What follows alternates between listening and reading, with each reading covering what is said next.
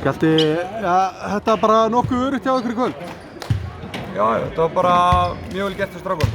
Ég get ekki að segja að þetta sé öruggt en þetta var flott sigur.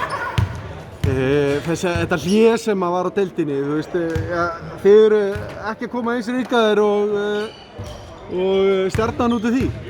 Ég meina, við vorum í flottur rytma áður að hléið kom og við náttúrulega nýttum þær æfingar sem við gátum og gerðum það sem við gátum og menn hreyfðu sig og lyftu og þú gerðu það sem var hægt að gera.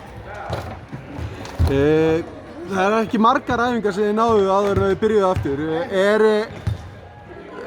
Var þetta nóg eða, þú veist, hefurðu viljað hafa lengri tíma með liðinu áður en þið byrjuðu?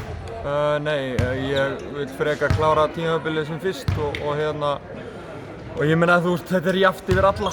Þú veist, skiptir ekki máli hvort þið byrjum eftir 2 vikur eða viku. Þú veist, þetta er jafnt yfir alla og bara flott að byrja það strax. Þessi sigur, já, þeir komu með svona einhverja putta á deildarmeistaratitilinn. Geturðu lofað honum núna eða?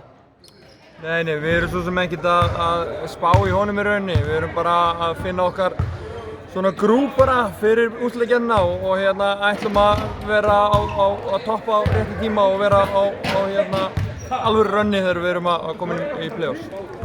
Takk fyrir þetta og gangi ykkur vel. Takk fyrir.